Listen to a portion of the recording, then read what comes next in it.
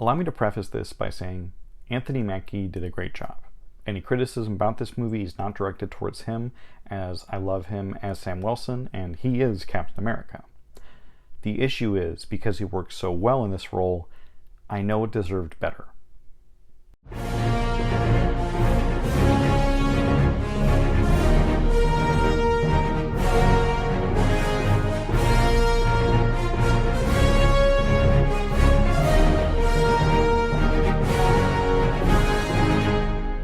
Captain America: Brave New World has finally released in theaters, despite multiple delays, reshoots, and a slew of controversies. But what is the end result? Well, it's not Winter Soldier, and it doesn't really need to be, although there's clear inspiration in certain parts of this movie. Unfortunately, the biggest conflict in this movie isn't between Sam and Red Hulk, it's about what this movie is actually supposed to be. And that's a really big issue. But I'll start with what works.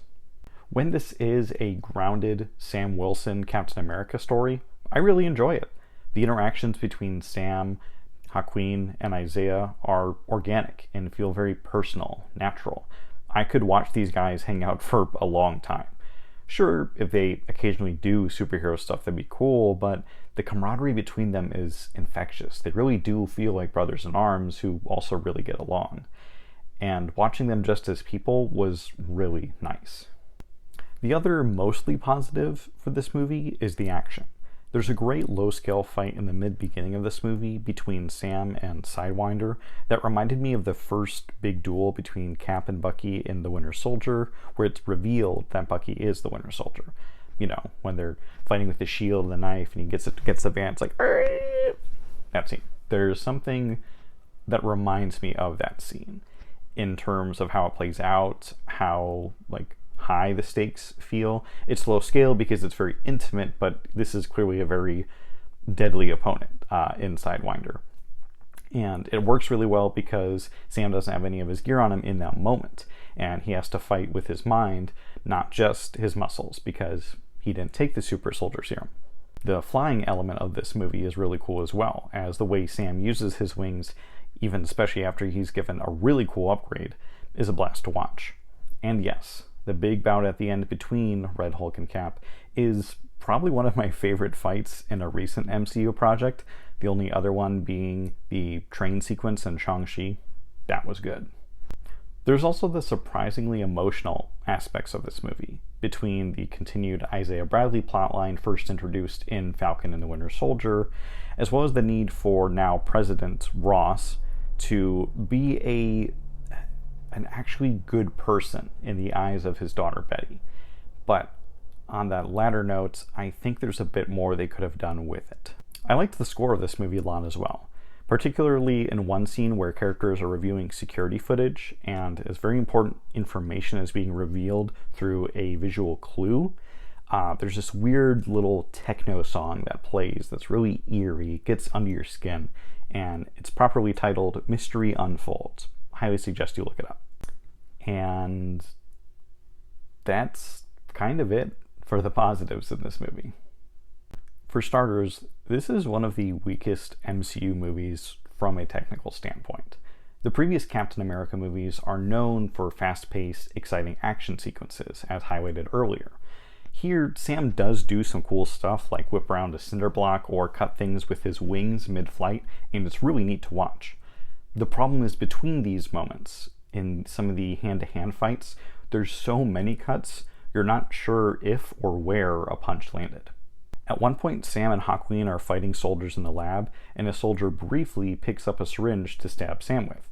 We see him pick it up, but then the camera cuts to Haquin, who knocks a guy out, looks over at Cap, who is on the table because the guy with the syringe is already over him trying to stab him with it. And it just happens so quickly. I get he was trying to communicate like, oh, look how quickly this guy, overpowered Sam and how much he needs Haquin to help him out. But the way it's cut is so quick. It's like just watching like this and the next scene someone's like there. It's not, I just wish it was smoother. I wish it was just the full scene of the guy walking over with the syringe, launching onto Sam, or, trying to distract him and then stab him with it. And the whole scene plays out versus this really quick cut. And it's like that throughout this sequence in particular and a lot of other moments in the movie. that you really notice it. Moreover, the pacing of this movie is wild and matches the editing. There's barely any breathing room, and at under 2 hours, that's something this movie sorely needed, especially given how exposition heavy it is. The movie starts with the inauguration speech of now President Ross, and then has the cliche newsroom info dump saying, hey, remember the Incredible Hulk? And then there's a 5 months later time jump for some reason. I guess this is when they, being Sam and Ross, first meet, but I don't understand. I wish the movie would have just jumped in or acknowledged briefly versus have this whole kit and caboodle up front. Does anyone say that anymore? I just said kit and caboodle. Please forgive me. They also mention throughout the movie how Ross has never gotten along with Captain America, despite him only making a brief appearance in the Civil War.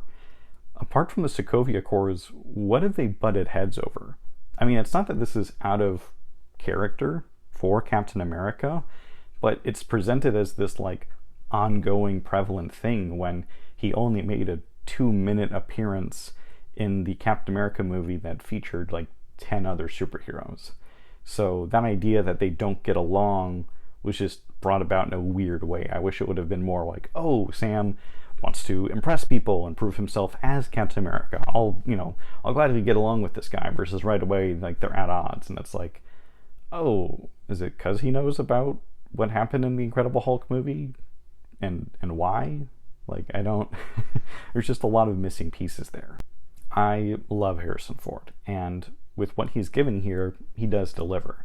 I also understand wanting to take him in a new direction, as he plays a bigger role in this movie than others, well, at least since the Incredible Hulk, and especially after the recasting due to the passing of William Hurt. However, this heavy-handed reintroduction to General Ross feels very unsure of itself, while also constantly reminding us that, yes, this is the same General Ross. They clearly want to do something so new, despite constantly reminding us of the fact. And without getting into spoilers, they really feel the need to bring back long-forgotten side characters from past movies here and now, although this could have been a step forward in moving the grounded world of Marvel into more of the multiverse. It's unclear what this is doing. Somewhere out there's a movie just about Sam Wilson and Joaquin Torres facing off against the Serpent Society, where Sidewinder is the main villain. And I would have loved to see that, and I kind of wish that's what this was. Because Giancarlo Esposito is a menace in anything he does where he plays the villain, and here he's wasted, frankly. He gets that fight in the beginning and something else, but he has a lot less screen time than I was prepared for, and it really disappointed me. The big issue with this movie for me is that there's just too much going on. Everything made sense when I was watching the credits roll and it said screenplay by and had 5 people's names. I was like, yeah, this is a case of too many cooks in the kitchen, probably due to the multiple reshoots or cutting characters out of the movie completely or trimming them down. And I want to address one of the elephants in the room. I do think that the inclusion of Ruth Bat Sarah, aka Sabra, was pointless. I am well aware of why they trimmed her down and rewrote her role, and I think that's a good thing. For the record, free Palestine. I know that a lot of people boycotted this movie because of her inclusion, especially due to some very, very strong opinions that actress in question shared, and that's totally understandable, and I think that really impacted this movie's production as a whole. Kind of leads back to, again, why is she in here? The actress who played this character did an okay job. I just really don't see why she was in here, especially in this final product. She kind of helps them out in one fight, but that's about it. There's already a character who serves her purpose in Agent Taylor, who works very closely with the president and is clearly on good terms with Sam. She could have worked and served as that middleman between them and been like, no, there's something going on with Ross, or there's something weird going on here, as well as doing her job of like, well, I work for the president, so yeah, I kind of need to let him know what Captain America's up to. And yeah, they write Sabra off to be just a former Black Widow, which is logical, but also kind of a cop-out. In the end, Captain America Brave New World isn't a bad movie, it's just a very messy one that does have some truly great moments in there. In his first big movie as Captain America, I can't help but feel bad that Anthony Mackie's well-deserved spotlight kept being taken away by the need to tie up loose ends and acknowledge plot points of past movies versus moving forward on its own. I would still recommend this to anyone who is a Captain America fan, as when it is a Captain America movie, it's really fun to watch, and I was satisfied. But as a whole, it's so clear this thing was hacked to death in the editing room, leaving a convoluted, moderately entertaining action movie that will probably come to Disney Plus sooner rather than later. I no longer really want to give scores on the reviews I do here, as I feel like that makes the movie more of an assignment, like I'm giving it a grade, than a piece of art.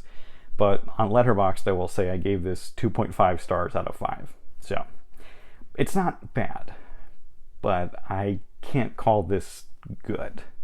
I'm hoping on a rewatch things would change, or I would see more of what they were doing with the pacing, or again, this final product, but I really don't have a strong desire to watch this again anytime soon. Thank you so much for watching. I appreciate it. Let me know in the comments if you've seen Captain America Brave New World and what you thought of it. Do you agree with what I thought? Disagree? I'm willing to hear somebody out because, yeah, the critic-audience divide on this movie in particular has been huge. I mean, normally with the past, like, bad MCU movies or recent not great, it's like, oh no, everyone is on the same page, like, this was not good. But this one, I've been seeing a lot of critic reviews that were negative, which initially, like, really put me off, but then a ton of, like, fan praise for it. So it's just really interesting, and I want to kind of gauge that out more. Regardless, I'm cautiously excited for Thunderbolts, obviously very excited for Fantastic Four, and I do want a great Captain America movie, or at least movie featuring him in the future.